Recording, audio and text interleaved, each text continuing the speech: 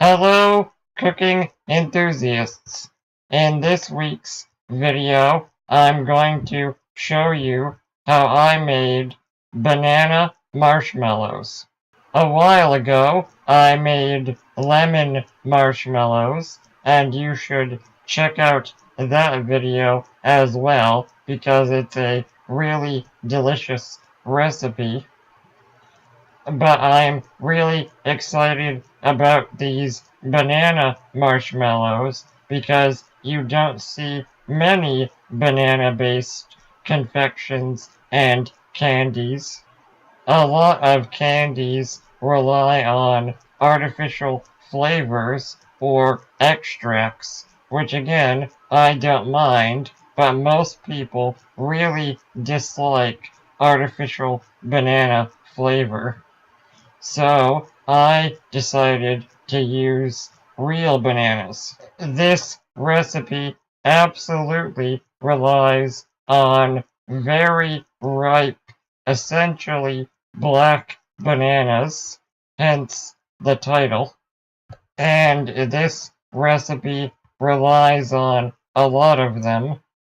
I ended up having 1.5 kilos of black bananas in my freezer, and I wouldn't try this recipe unless you have at least a kilogram, but 1.5 would be better. What I did was puree the bananas all together until smooth and added some pectinase enzyme. I would say this is not optional and it's relatively easy to get online or in a winemaking store. Using a centrifuge, of course, is optional. Instead of spinning the banana puree, you can use something like cheesecloth. Banana, in particular, clarifies quite nicely, but you might need to set up a system to drip and filter in the fridge overnight. From all of my bananas, I ended up with about a liter of banana juice, which doesn't sound great, but actually tastes pretty good. Before I get into the actual candy making, let's discuss the powder that's going to go on the outside of the marshmallows. I decided to let nothing go to waste, so I took the pulp that was the byproduct of making the banana juice and burned it to a crisp on the barbecue, essentially making a flavored banana charcoal. It obviously tasted very bitter and burnt, but it had a surprising amount of fruit flavor as well. So I blended most of the banana charcoal with a little bit of cocoa powder and some of a existing marshmallow powder I already had, which was mostly sugar and a little toasted milk powder. If you have a refractometer or a hydrometer, you can decide to get a sugar measurement of your banana juice, but I decided to just make a rough estimate. 100 mils of the banana juice was reserved to dissolve 2 packages of unflavored gelatin. The rest of it was put on a stove to simmer for several minutes. I do recommend reducing the banana juice a little bit first, even though eventually we'll be boiling it hard with some added sugar. To my reduced banana juice, I added 100 grams of brown sugar, 150 grams of corn syrup, and 125 grams of regular sugar, which in my case was golden slash lightly caramelized sugar. This is me estimating that my liter of banana juice was about 8% sugar. If you have slightly more or slightly less banana juice, or you find it's not very sweet, you want to adjust your regular sugar. I will give all of these ingredient ranges in the written recipe in the description.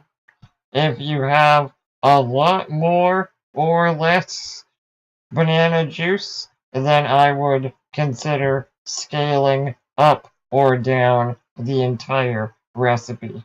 You should also probably use a slightly bigger pot than I did because the banana liquid tends to foam up occasionally. By this point, your stand mixer should already contain the 2 packages of gelatin and the small amount of reserved banana liquid, or you could also use a little water. Once the syrup hits a temperature of around 110 Celsius, you want to quickly and carefully go turn your stand mixer on to the lowest setting, then quickly go back to check on your syrup. You want to reach a final temperature of between 114 and 116 Celsius.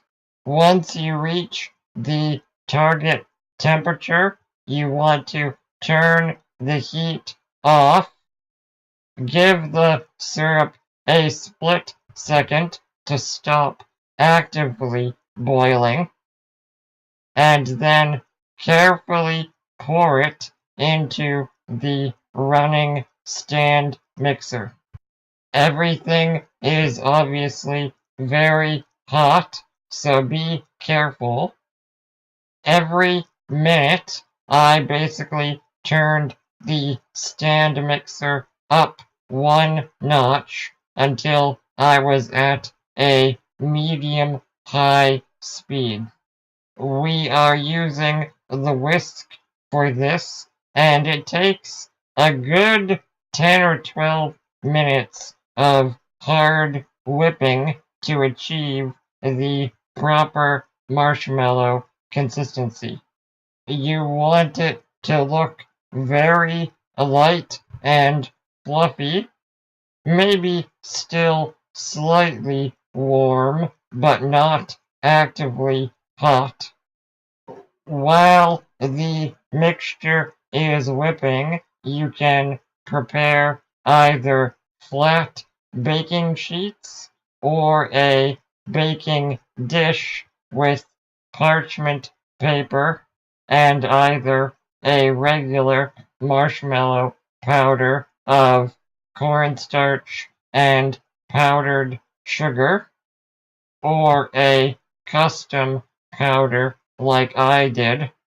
Probably the easiest thing to do would be scraping the marshmallow mixture into a baking dish lined with powder, putting some powder on top, and then once it sets up overnight, cut them into squares and roll them in some extra powder. What I decided to do, of course, was more complicated, that being pipe the marshmallows with a piping bag. If you do decide to use the piping bag, I recommend using a large round nozzle and not a shaped nozzle. I also needed to make more powder, and I should have ground it down finer because it had trouble sticking to the intricate shape I chose. It's obviously a very sticky mixture and starts to get stiff. Either way, you want to remove it from the stand mixer with a spatula sprayed with non-stick spray. Despite some of the difficulties with the shaping and the powder, the marshmallows themselves turned out really great. After setting up overnight at room temperature, the texture was pretty much perfect, and the flavor was really nice. Not overwhelmingly banana-like, but definitely a nice, natural banana flavor. I really liked utilizing a bunch of bananas that might have gone to waste, but I think you could also adapt this recipe to a lot of other fruits and fruit juices. If you have any questions about this recipe, please let me know in the comments, and also please consider sharing this video. Otherwise, thank you for watching.